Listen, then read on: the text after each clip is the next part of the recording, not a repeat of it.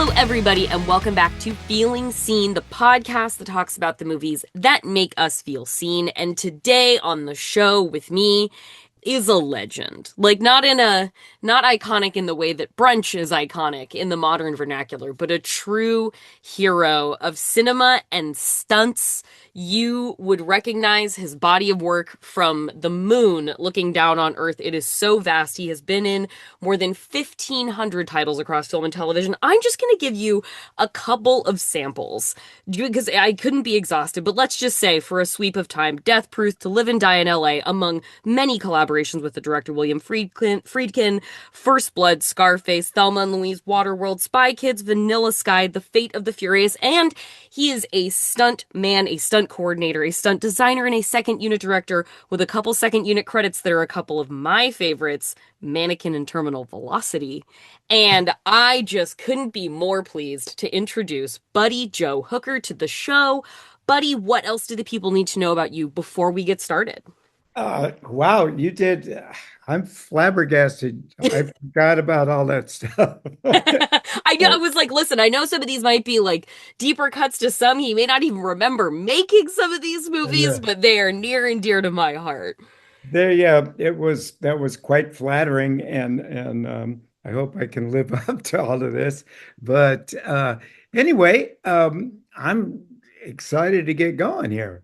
Well, okay, the reason that I reached out, the reason I had an opportunity to reach out to you is because there has been a package of films curated on the Criterion channel over the past month, I believe it is now. And the package is called Stunts, Stunts with an exclamation point. And you are the one who programmed that package. So what I wanted to start out with in asking was, what was the story of Stunts that you wanted to tell with the films that you thought would be so well representative of the stunt art form in motion pictures for this Criterion booklet or Criterion package, pardon me?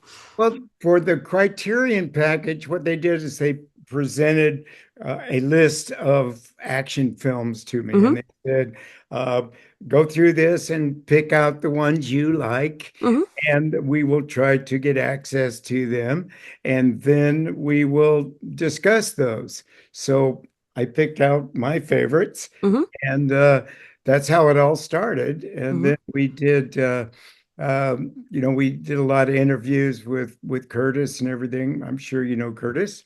mm-hmm. And then the rest is history, you know. Well, and what I get, like, for this Oscars that's coming up, we will have the first stunts being recognized at the Oscars Yeah. in its history, and I feel like this news peg of the Criterion curated selection of films coming out, I feel like it's not nothing to do with that kind of timing. And so I guess I wanted to hear from you about that sort of the 1-2 punch of that, like the stunts being recognized at Oscars as you're being asked to speak on stunts for the Criterion collection. Yeah. I think that there was a great situation with the two of them at this Hmm. particular timing is that the we've been working on trying to get a um, an award through the Screen Act, I mean the Academy Hmm. for almost now.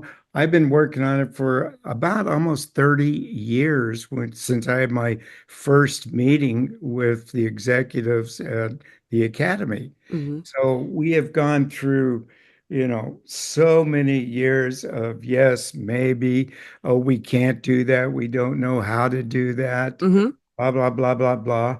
And finally, we kind of just threw up our hands, the ones of us that were working on it, and said, that's enough. And they went, well, what we'd like to do is at least induct you three stuntmen into the academy so Oh. we can have a way to start here. And Hmm. so we were inducted in, I think it was 1992, Hmm. after 20 some odd years of working with them, in their members at large category. Were We you were who were you and your cohort? Were you like the inaugural three people inducted from the stunts division? Yes, we were another friend of mine with Bobby Bass and David Ellis. They're no Mm-hmm. longer with us, Mm-hmm. but the three of us did this like crusade for about, like I said, 20 something years. Yeah.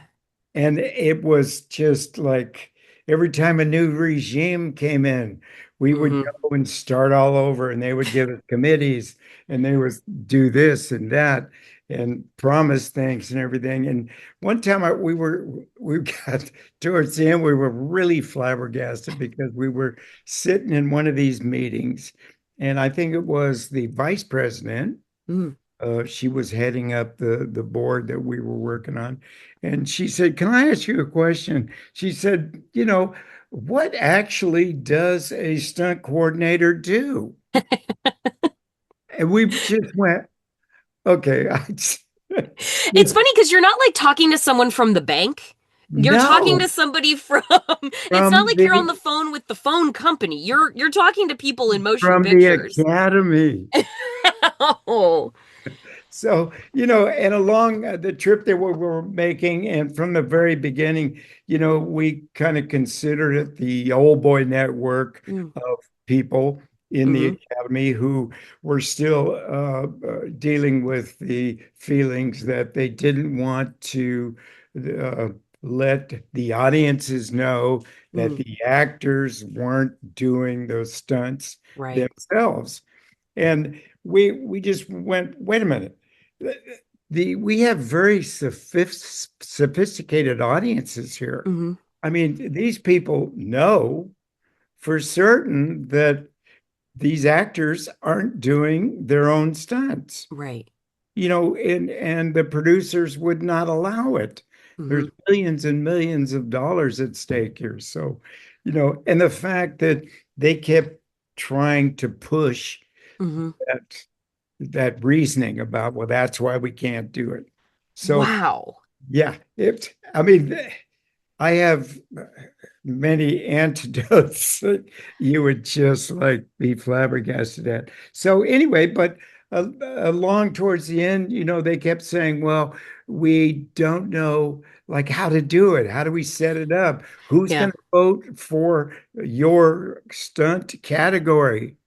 And I go, well, there's a ton of ways to approach it. Let the producers and directors, Yeah. cinematographers, whatever, let the big three vote on it. Right. No, we don't care who's voting on it. We're Uh-huh. looking to be recognized for our contribution to the film industry, Hmm. which has was a force from the very The beginning of very beginning. The very silent beginning. films. The Uh-huh. silent films in the old days, in the beginning, we had the actors that they pretty much did their own stuff back then. Hmm. Um, but you had where it was comedic. They wanted to make the audience laugh. So Hmm. they did all their pratfalls, falling downstairs, doing all the kind of stuff to Hmm. make the audience laugh, which is cool. Then they kind of segued into, well, they wanted to do drama now. So now they started doing stunts that were dramatic, that put the audience on the edge of their seats and Hmm. gasp and all that kind of stuff. So, we've been around for a long, long time. And when you think about it, if you look, I don't mean to ramble on here, but if you think about it, you look at the highest grossing films Hmm. yearly, Hmm. and the ones, a lot of them that are Academy Award nominations and winners Hmm. are heavy stunt action Hmm. oriented. So it would almost stand to reason that we are a part of the mix, Hmm. you know? Absolutely. And I think I was so excited by the choice of the movie that you brought to discuss today because I mean, we have Fall Guy as well now, but I don't know that there has been a more of a love letter in plain cinematic form to the stuntman than the Hal Needham movie starring Burt Reynolds, Hooper, from Mm. what is that, 1970? Is that 1973? I forget. I think it was around 75, something Oh, like 78. Producer Marissa is coming in to tell us 78. 1978. I was a little early on it. And Yeah, we were you both wrong. you are in this movie. I am. You appear in this movie. Yeah, You are in the tribute extraordinaire there to is stuntmen. there is like a lot of reasons I told you that I wanted to pick this movie. Yeah. A lot of the reasons was, I really relate to the young stuntman. Mm-hmm. I relate to the older stunt coordinator, Burt Mm-hmm. Reynolds, and, have like personal relationships with each of the actors and all that in the film. Plus, like you say, Hal Needham gave me an acting part playing one of the, uh, you know, stuntmen, Mm-hmm. the ensemble stuntmen. Plus, the other cool thing is when um, I got a script when Hal cast me and everything, all of us did, and I looked at all the stunts that this young ski character Mm-hmm. was going to do. And Hal hadn't cast anybody, he hadn't found anybody that he liked.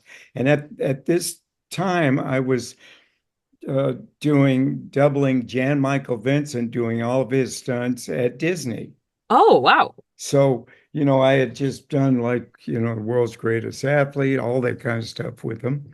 And so I'm thinking, I am going to set up an appointment with Hal and Jan Mm-hmm. and see if Hal will cast him.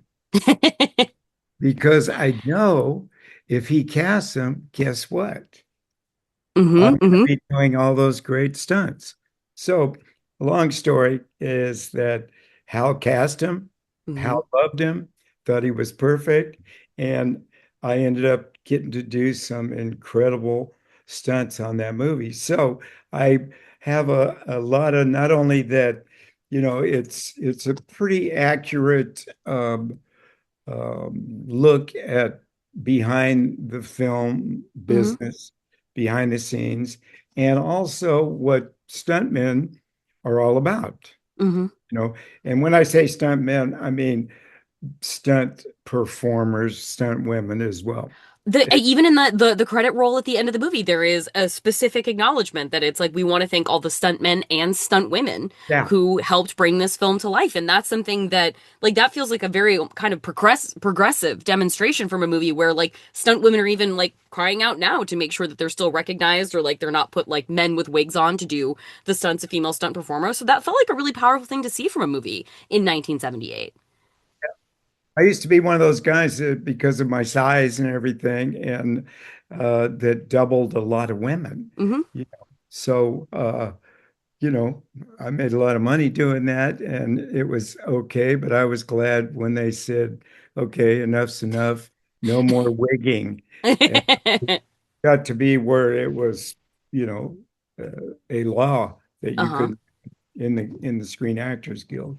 So anyway, it was like I related heavily with the character Ski and also with Hal Needham because I had started out my career doing stunts and everything as an Mm-hmm. extra and working with Hal Needham and I had some opportunities to do some stuff that he noticed and then put me in his films.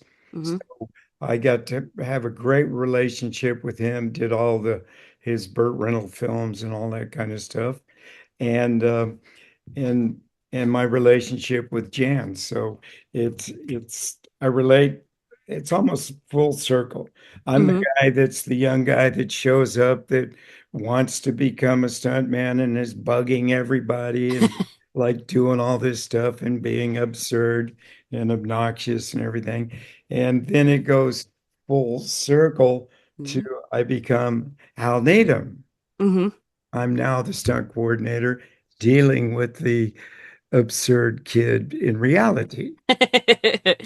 So it was a film that was, it was like my life. Mm-hmm.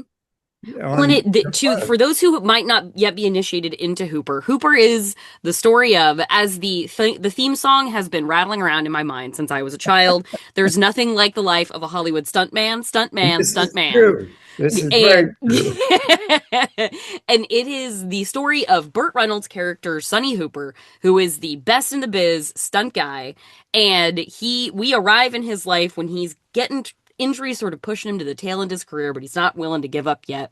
Right as the new guy, the hot new young thing, the new him, Ski, shows up on the scene, and they go from like playful rivals to friends to collaborators on the set of the movie that they're working on with the totally pompous ass director who keeps asking more and more unreasonable things of them. And it is a comedy. It is a delightful love story between Sally Field and Burt Reynolds. And it's also a look behind, like you said, behind the curtain at people who atypically get their due for all of the work and risk and sacrifice that they do to bring to life the almost kind of most fundamental language of cinema that we have that stretches back to the beginning of the form. Perfect. You are good at this. I mean, that's a good summation of the film. Um, it was pretty accurate. It was a little Hollywooded here and there, Sure.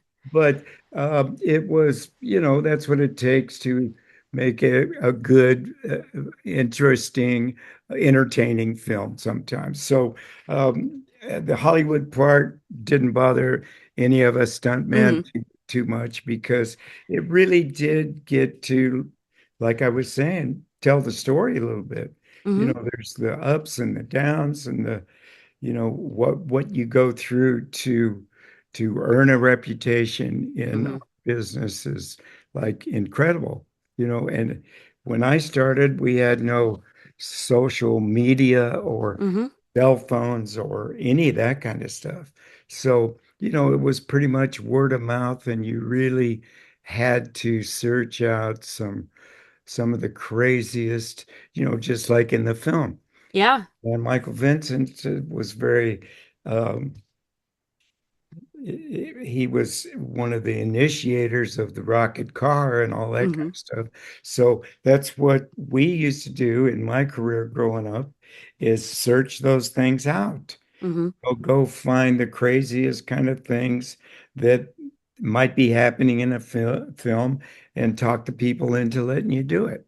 Mm-hmm. So it was, a lot of people said, "Hey, did Hal write this script about you and him?" I went, "Well, Hal said that, there's a lot of our relationship in the film. Mm. There's a lot of things that happened between us and everything that's in there. He never, he wasn't one of those kind of guys that ever said, "Oh yeah, it is about you Sure. and me." It's more about it was about him, Mm-hmm. which is fine. Mm-hmm. He did it, he wrote it, he directed it, and he was Hal Needham, Mm-hmm. biggest thing in stunts ever. It was one of the best films I ever worked on in any capacity, whether it was Mm. stunts, coordinating or directing, because it was like every day we got to play. It was like Yeah. every day we were doing stunts or having some kind of interaction with the actors where they were doing it. So we and I think the film in a way showed what has become why we're having a Academy Award right Mm-hmm. now is over this long period of time, the stunt community Mm-hmm. has band together in a brotherhood. Yeah.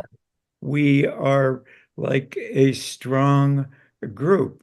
So that was the film showed a little of that as well. Not as much as I would have liked to have it done, but it is a very strong Mm-hmm. group.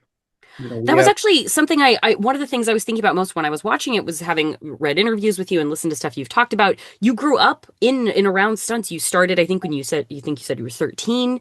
You've been doing this for more than 65 years, I think, at this point, you've said. a You're tad bit over 70. a tad bit over 70 years, and your dad was a stuntman and your family Yes. was in the industry. I think I've read you talk about they ran a rental warehouse like in Hollywood, It and was a rental barn. a We rental barn. rented, livestock and wagons and all that stuff. And just real quick, like my Yeah. father owned the Lone Ranger's horse, Silver. He owned Silver? He owned Silver, and he also Wow. owned um, Tonto's horse as well. Wow. Oh my So God. he had some of the best horse flesh in the business back then. And Well, every because I would imagine Westerns were huge at the time that your family was doing business then. when I was 13 and my father was, a stunt man and doing the horse business and everything too, the Westerns were still number one. Yeah. That's all there was. Mm-hmm. There were Western stuntmen. Nothing Mm-hmm. had changed yet. So all the Western cowboys, from Lash LaRue to Tom Mix to blah blah, all of them Mm-hmm. would come out to our barn and learn to ride, Wow. learn to use the bullwhip, and pick out a beautiful horse for them to ride Mm-hmm. in their films. Mm-hmm. So all of a sudden, my father wasn't only a star in the stunt world, he became a star in the horse. They call them lead actor horses. You know, Okay. he only dealt with the leads in films. Okay. Okay. Well, and So, I've heard you talk about like growing up with this kind of cast of characters around you who were very sort of representative of this kind of Wild West world that you were a part of in stunts and action and westerns and genre, like you said. And I wanted to hear about how the experience of the camaraderie making or what you saw in the final result of Hooper connected to what you felt growing up, and if that was somewhere where you felt it was similar. Like, did it really capture that feeling? well, it definitely did. I grew up on the ranch, Mm-hmm. right? And so every day I was around horses, wranglers, uh, Mm-hmm. my father and his stuntman buddies rehearsing, tackling each other off of Wow. horses running as fast as they could do, doing saddle vaults and all this stuff. It was incredible growing up. And then when I finally decided that my father wanted me to be an actor early up because he didn't want me to follow in his footsteps because it was, especially for Western stunts, it was brutal. Yeah. These guys got hurt all the time. And Mm-hmm. it wasn't something that he thought I would wanted to do, although I loved doing all of it. It was like so. My father got me into acting, uh, Mm, wanted me to be an actor. So I started doing. I did some great stuff. I mm, 3 years on Leave It to Beaver, mm-hmm. Chester, did Twilight Zone, Wagon Train, all these great things up until I was about 19, 20. And then I finally went to my father and said, you know what? Acting's cool and all that kind of stuff, but I really want to do what I really want to do. I Mm, want to do stunts and I want to be, you know, a stunt performer. I said, Dad, I can use my acting in doing stunts because mm-hmm. if you're a great actor, you can be a better stuntman because you can Mm-hmm. make people believe what's happening. So I Mm-hmm. talked him into it. So I started, my career as stunts, and there was a group of us younger guys that all had the same kind of vision Mm-hmm. and same aim, is that we really wanted to be performers who, like for me anyway.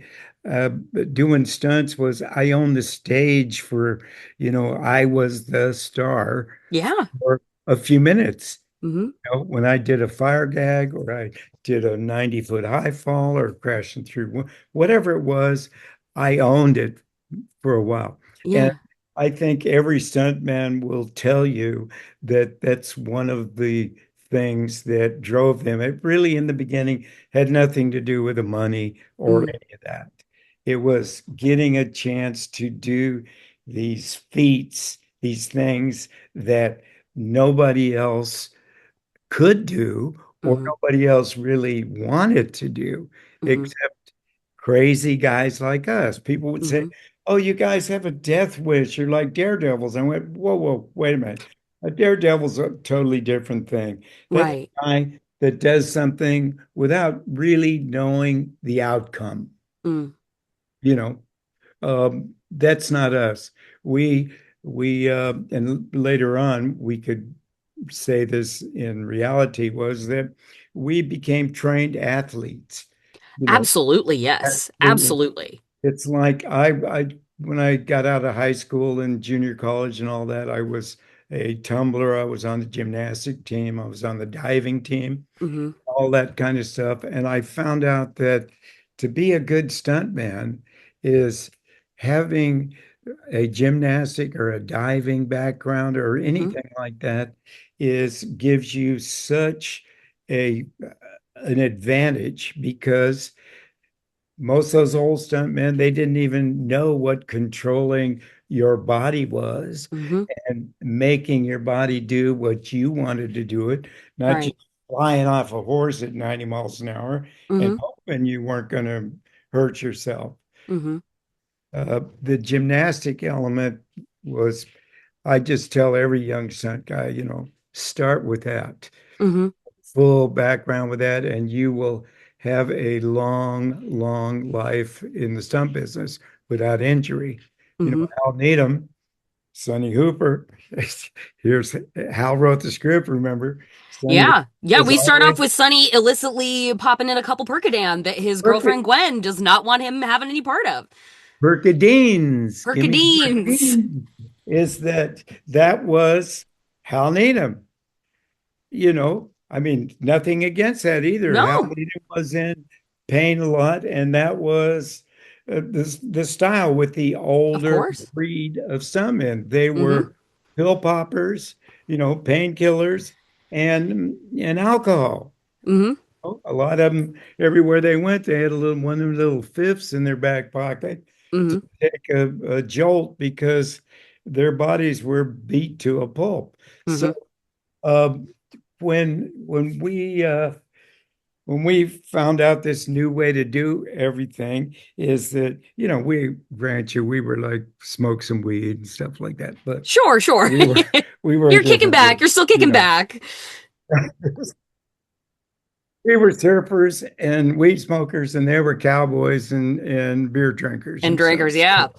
Yeah. So, but we were able to kind of cohabitate and Yeah.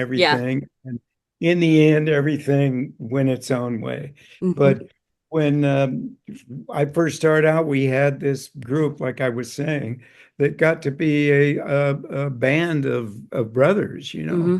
that we learned together, we taught each other stuff. And eventually, this same group that Hal Needham, Ronnie Rondell, another great stuntman, and Glenn Wilder, Mm-hmm. another great stuntman and stunt coordinator. The three of them started Stunts Unlimited. Right. And it's that time there was there was only one other like stuntman's association, correct? And your guy, so that was a new thing for you to start this new organization together. The Stuntmen's Association of Motion Pictures was the only one. Mm-hmm. Hal Needham was in it. Ronnie was in it. Glenn Wilder was in it. I was at the time one of the youngest members. I had just Mm-hmm. gotten in, and there were 6 or 7 other guys that were in the group. And Ronnie walked in there and gave his speech in front of the whole, you know, group of the Stuntmen's Association. Mm-hmm. They had heard what they were up to, and Hal Needham and Ronnie and Glenn, they wanted to start an elite group of stuntmen Mm-hmm. they were the best that there was, Hmm. that they trained. There was a common pool of knowledge where in the Stuntmen's Association, nobody wanted to teach you anything Oh, interesting. because, again, old boy network and everything, they didn't want these young guys to come and take their work. Right, yeah. So if they taught you this thing that you wanted to learn, Hmm. because you're young and everything, you're going to take their work. Right. Ronnie ended his speech and he used a Bob Dylan line. He went, "Gentlemen, we just want you to know the times they are a changing." Well, I think that like those aspects of like what you're talking about there, and I feel like the timing of when Hooper comes out, it's such an interesting kind of bridge movie. Like what you're talking about here, I feel like we do see in Hooper with that like the initial pretty brief period of tension between Sonny and the new guy Ski. But before long, it does become a kind of camaraderie where they're bonded in the challenge of making this movie together. And you see a kind of a line of succession there that doesn't feel fraught, it feels nice, but it begins that way because there's a fear from Sonny. And also it's interesting watching this where Sonny is great on horseback and he has his horse Dancer who is just as He's famous as he is. he's from the old Western world, Exactly. He's from and that old Western world and he it is from the mechanized new car automobile. America's hung up on automobiles now. So it's yeah. you got it in the movie. I mean, those are kind of very subtle things in Hmm. there, but I'm really excited that you picked up on as much of it as you have because I'm not sure everybody did, but all of those elements are in there. And well, and it comes from I started thinking about it because I was listening to you talk about how you like embracing kind of new disciplines when you were starting out, being like, hey, there's not really a motorcycle guy.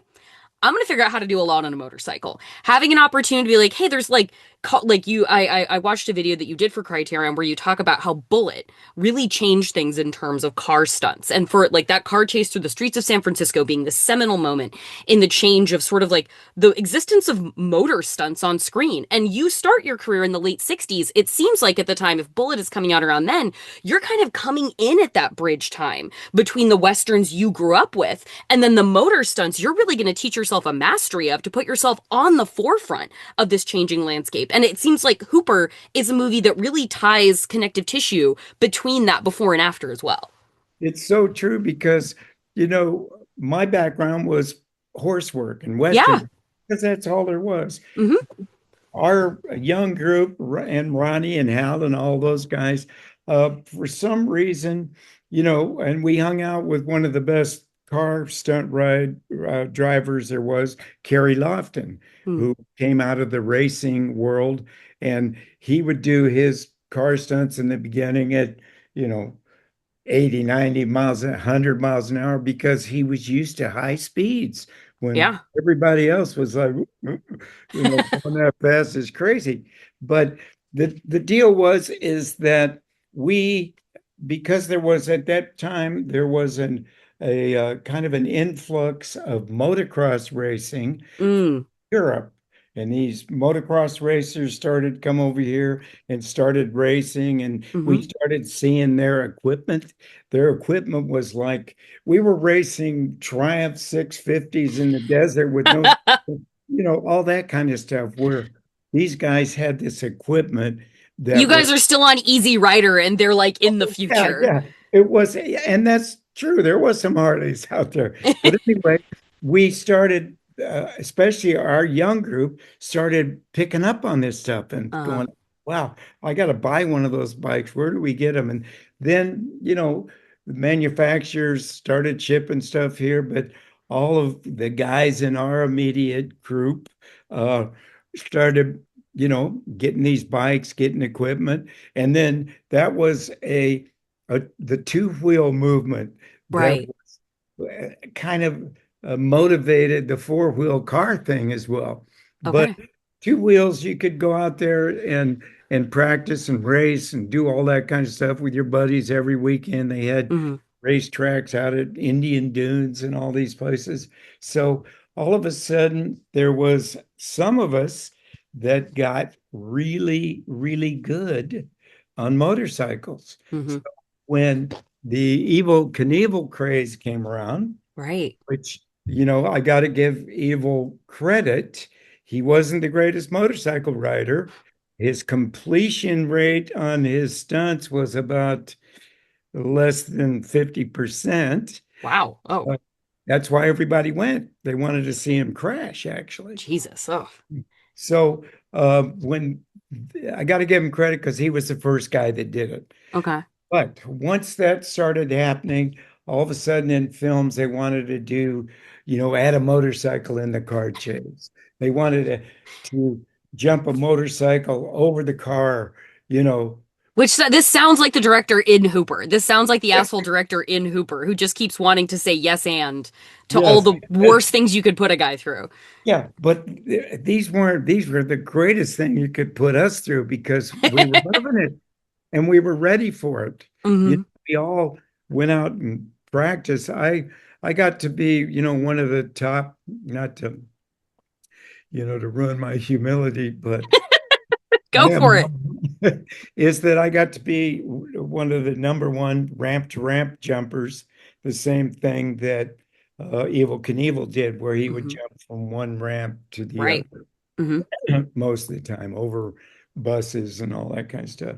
So I learned how to do that. A guy, a friend of mine, who did some of Evel Knievel's jumps and stuff when he was injured, Gary Davis, taught me how to do the ramp to ramp jumps because Wow. he had built his own ramps and all this kind of stuff. So one time he broke his leg and he couldn't do this. He broke his leg on like a Friday or something, and he had a motorcycle ramp to ramp jump to do on Monday on Charlie's Uh-huh. Angels. So when he said, "Hey, do you want to do it?" And I go, "Well, I've never, this beginning to, I've never really done like the full ramp to ramp jump." Yeah. He said, "Okay, well, tomorrow we'll go out to where Northridge State is right now. There was a big football field or whatever." Okay. So he says, Monday, Friday, we'll go out there, or Saturday, both days if you need. We'll put the ramps up and I will teach you how to do it. Oh my God. And I said, good, let's go for it. And I was Yeah. I was full into it, I mean, I couldn't ask for anything better. I was happy. I mean, sad but happy that he broke his leg Yeah. because Yeah. otherwise I would have never had this opportunity. So Well, and anyway, you're part of the big jump at the end of Hooper, right? well, the car jump. Yeah, the car jump, the never been done before, never been seen before car jump. Yeah, and that's true. Yeah, you like Hooper and Ski. The only thing was that Hooper and Ski were going to get $50,000 a piece in the movie. And I went to when we were doing all the test jumps and everything in that car. Do you want to talk about that car? Let me finish this other thing up. Anyway, I became a ramp to ramp guy. Uh-huh. Every jump there was in a movie or TV or whatever, I got the first call. So Hmm. it was another kind of notch in my belt where I Yeah. added another skill set, and it was fantastic. So where were we? You were talking about the car. You were talking about you Oh, were going the to get into the car. car for the Hooper jump. So, so we, how, in the script, they get 50 grand a piece for doing it. And Yeah. I was doing these test jumps and I forget what I was getting, maybe 5,000 a jump or whatever, with this it was a real rocket car Uh-huh. built. That's a whole nother story. Sure, sure. Yeah. But if you ask me, I'll tell you about it. Anyway, I went to Hal. I said, Hal, these guys are getting 50 grand to do this thing, and I'm only getting five. He goes, Hook. He says, this is a movie. I said, yeah, right. I know, and it's your movie, and blah, blah. Anyway, the rocket car was it had a hydrogen peroxide rocket engine in the car. Jesus. They designed the car to look exactly like the Trans Am, you know, Uh-huh. it, wheels, everything, except that there was no engine in the front. Uh-huh. And the engine was in the back, and it was this 18,000 horsepower rocket engine, Yeah. and something like 2,100 horsepower or something. Yeah. Anyway, when we first started getting into it, Hal said, "Hey, do you want to, do the jump?" I said, "Yeah, of course." Uh, Hmm. so they kind of built the car around me with the seating and all that kind of stuff, and I started test jumping it. The first test jump I did, I broke the existing car jump record. It was like right at 200 feet. That was kind of a scary deal too, because nobody had ever used a rocket car. This was the first time that the thing had ever rolled more than 20 feet. They rolled it Wow. out of the shop onto a trailer and Uh-huh. up to the 18 freeway down there where it hadn't opened yet, where we tested it. Wow. All of a sudden, I'm sitting in this car and uh, strap me in and everything, and they put this pipe on me, and I hear the engine start boom, boom, boom, boom, bubbling in the car, kind of groaning and stuff. And what they did is they charged this engine with hydrogen peroxide liquid. Wow. So as soon as they did that, they would turn the valve, and when you would hit this accelerator, it would burn up all the fuel and then Hmm. stop. Hmm. So once you hit the accelerator, it wasn't like you could take your foot off of it and it's going to slow down or Yeah. anything. It was gone until you hit 200 miles an hour or whatever. Nobody knew. So all of a sudden, I'm sitting there listening to all this stuff, trying to look around. I'm all strapped in, and I see everybody get in this truck and leave. And I push my walkie-talkie. Hey, dudes, what's happening? Where'd you go? Well, are we still going to do this? Yeah, yeah. We just, wanted to get a little away from it because, nobody's really sure Like what's if you going were to going to happen. explode? Yeah. Like, no, it's not going to, it's not. That's what I said. They said, no, no, no, it's not going to explode. It's all good and everything. This is just a safety precaution. I went, okay. So anyway, I did the jump. It worked out great. We found out that there was a lot of things to do to the car to make it better before we did another test jump. And Uh, they wanted to put ailerons on the side of it like an airplane has whoa. so that they could control the car in flight. That seems a bridge too far. So I'm listening to all this shit and I'm just wondering, 50 grand isn't such a bad deal for those. So anyway, it was quite a learning experience. The reason I told you all about that is we did all the test jumps. They filmed the test jumps that we did Uh-huh. for they I think they knew at this time that they weren't going to really have me do it.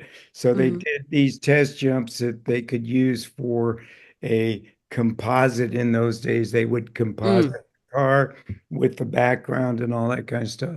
So then at one point they finally told me that they after really thinking about it and looking at it and everything, that it wasn't a good idea, that they couldn't be sure that I would walk away from it. And Right. so I said, I'll go with that. You Yeah. I wasn't, there's a thin line between a dumbass, you know, Hmm. and a smart ass. No, not a smart ass. Would you say, have you had to stop, have you had to check yourself on that line throughout your career to be like, Yeah. I don't want to, like, have you found yourself pulled toward dumbass because it's fun, or are you generally good at keeping yourself on the smart ass, the hard ass kind of the line? Um, there's I've been fluctuating very close to dumbass on a lot of stuff. Uh-huh. Uh, the only reason that I survived the real dumbass shit is that I had the proper skill set for what I was going to do. Mm, In my mind, I never got to the point where I didn't think that I could definitely do it. mm-hmm. That I had no fear whatsoever of dying or injuring myself horribly or any of that kind of stuff. And you're always afraid. There's Yeah. fear, and anybody that says they're not afraid, um, doing these kind of things fall into the dumbass area. Mm-hmm. Mm-hmm. Because what you have to do with you say fear, okay, cool. It's a great tool to use because it is very dangerous, Mm-hmm. and I know that. But right now, I gotta take you, fear, and put you in my back pocket because I need all of my concentration on what I'm doing. Mm-hmm. I've seen it happen with other stuntmen who, let fear overcome their ability to concentrate. Yeah. It's not a good thing. Right. So, uh, all of those things come into mind. But yeah, I've been on the verge of dumbass.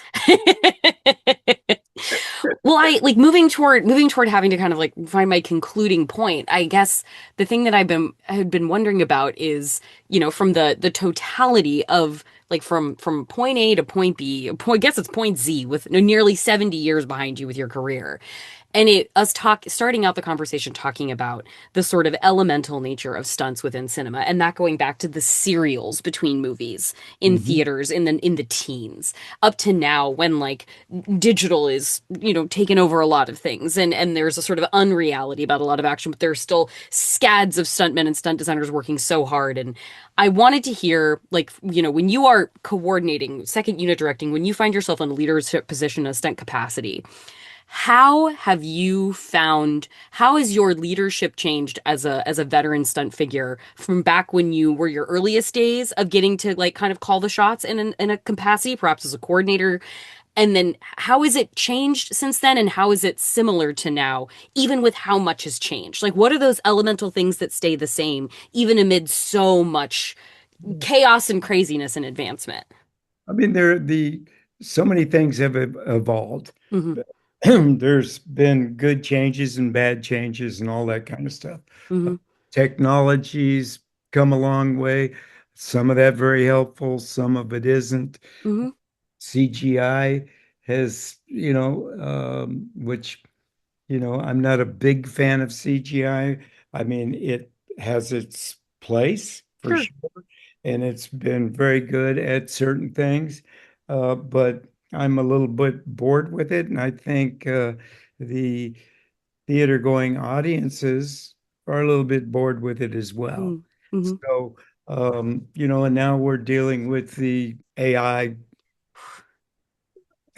robots, Yeah. all that kind of stuff. So it's like I feel like I've gone full circle from black and white TV to the space age. Uh-huh.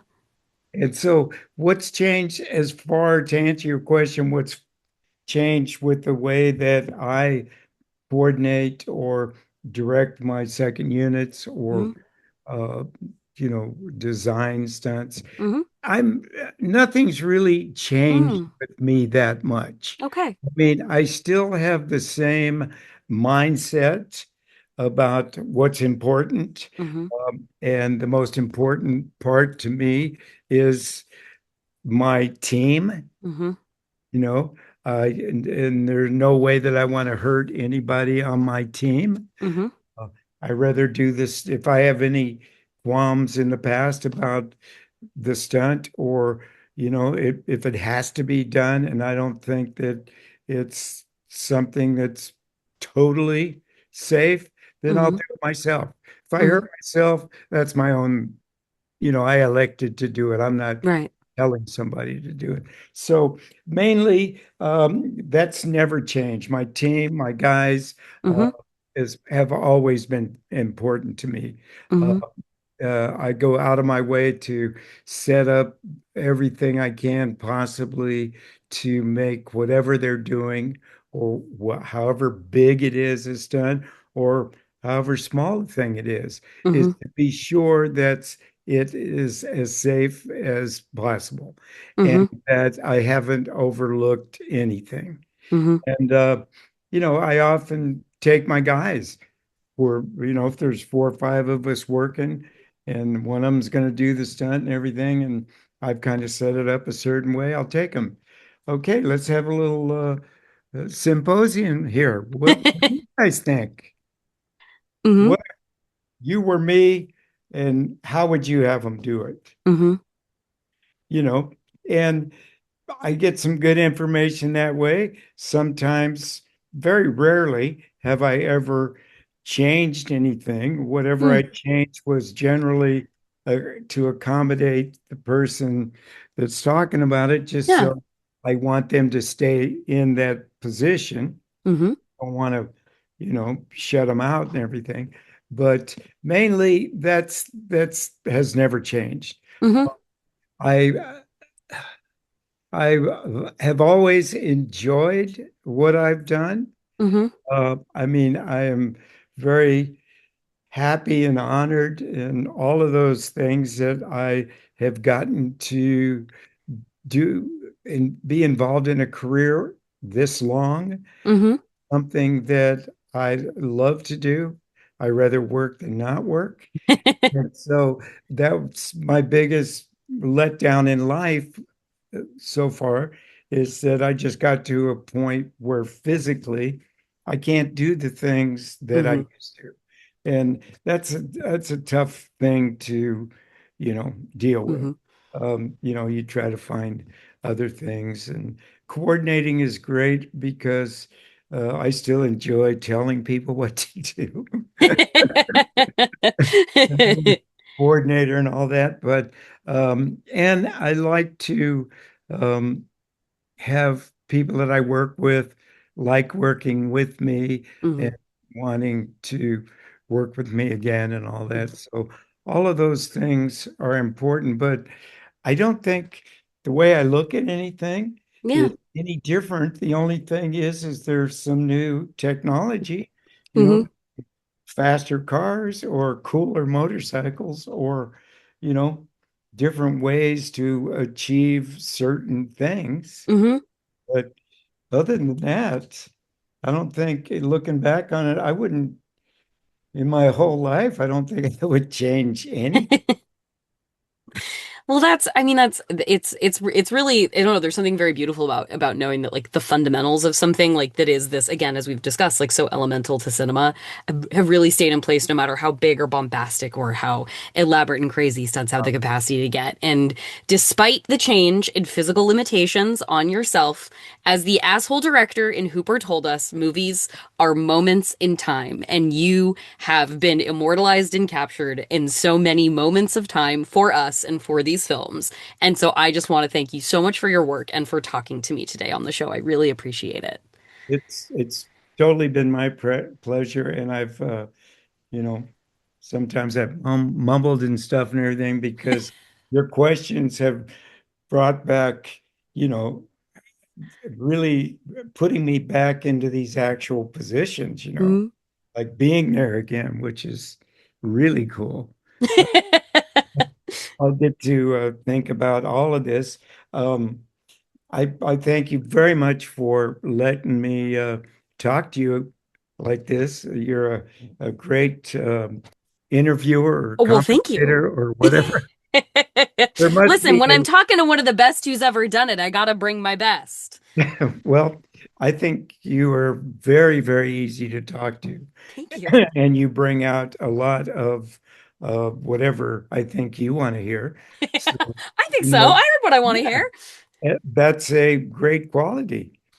So, in answer to that, did we answer? I know I've been just jabbering, No, but no, no, and did that's we? we absolutely we covered the ground that I wanted to cover, and I like so much of these conversations are just wanting to hear where the people that I'm speaking to want to take it and where the things that feel most true to them guide them to in conversation. So, and that's exactly what happened. So, I got Oh, exactly what I needed. well, thank you so much.